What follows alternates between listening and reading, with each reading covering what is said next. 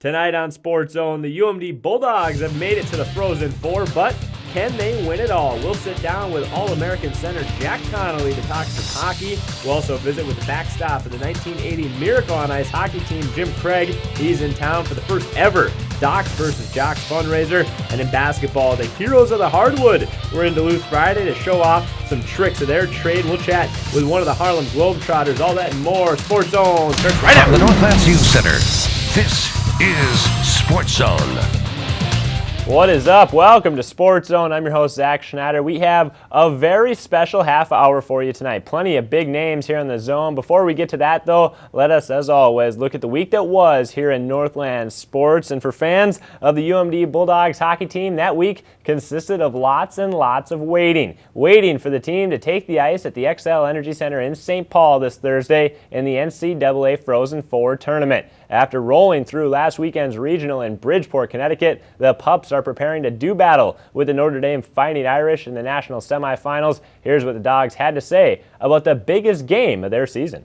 We've had some ups and downs throughout the year, but just everyone sticking together and playing for each other, playing for the team, just things like that. We knew we would get out of everything eventually. Yeah, I think guys are feeling really good right now. We're getting contributions from all over. And we're scoring in different ways, you know, power play, shorthanded, even strength. So, yeah, hopefully we go in there rolling on all cylinders. Obviously, anytime you beat the #1 team in the nation does wonders for your confidence. And I think we just got to go on that into the Frozen Four. Yeah, you know, it's obviously nice to have it down in St. Paul. I mean, grew up 15 minutes from there, so we get to see a lot of friends and family come to the game. So I think that's going to, hopefully that can help us. So as the Bulldogs prepare for their biggest athletic battle of the season, men and women from across the country fight real battles overseas. Many of America's active troops are also parents, many of their children hockey players. Tonight, Kevin Tibbles tells us about a group from Hastings, Minnesota, and how they're keeping these kids on the ice. In the game of hockey, the blue line is the last line of defense. Protecting it helps ensure victory.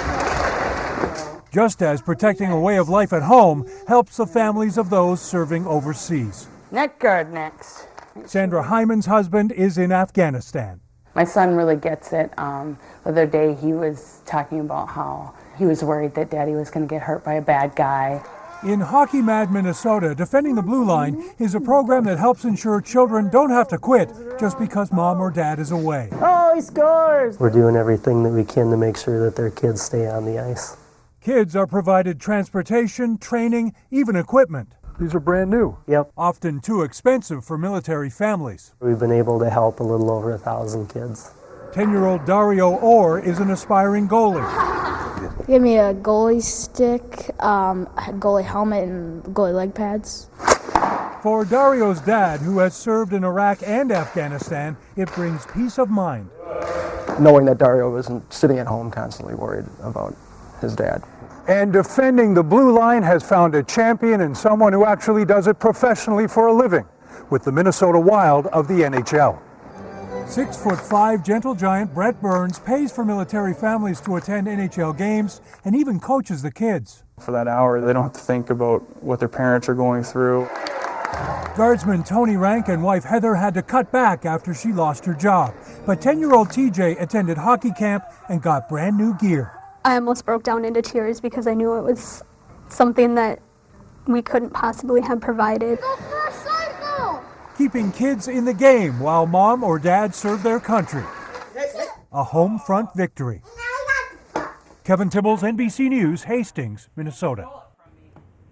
To the hardwood, the St. Luke's Orthopedics All-Star boys and girls basketball games held Tuesday night at Duluth East. Sean Filipiak of International Falls won the dunk contest. This is the Bronco scoring in the game. Later, it's Andrew Laughlin with the two-handed jam. He's playing out of Duluth Central. The Northern boys win 137-93. Garrett Larson named the game's MVP. The Northern girls also getting the win 98-64 over Duluth. Risa Valentini, the MVP of that game. Then on Friday, more All-Stars taking the court at UMD as part of the Border Battle Series. Minnesota versus Wisconsin. Wisconsin wearing red, and that's Tyler Forsyth out of Northwestern passing to Josh Kimmis. He's from Superior. He gets the layup and the foul. Later, Adam Vake, he hails from Chisholm, Minnesota. He gets the baseline drive and the short jumper, but Wisconsin sweeps the border battle 93-72 in the boys game, 94-88 in the girls game.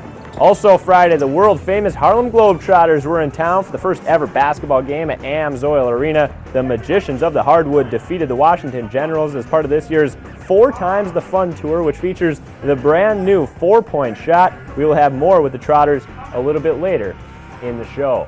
In just 2 weeks, the annual Tony G 3-on-3 basketball tournament will kick off on the UWS campus. The tourney is in its 7th year and will take place April 16th and 17th to remember a local guy, Tony Gigliotti. This week on Sammy's Pizza, Turn Back the Clock, Joe Dufek takes a look at the tournament aimed at honoring a Superior High School graduate whose life was cut short in 2005. On January 9th, 2005, UWS student and Superior native Tony Gigliotti died in a car crash. The hurt for both family and friends is as intense now as it was 4 years ago.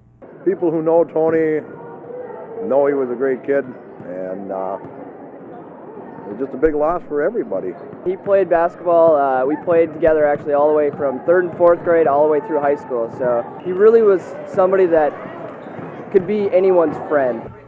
After the funeral, the idea of creating a scholarship in his name seemed like the thing to do. And the basketball tournament which funds it has grown since that first year. We've got over $30,000 in the scholarship, and with the $10,000 mark, which we reached our first year, it made it a permanent endowment, which means it'll be around forever. So as long as UWS is here, Tony G's memory will still be alive.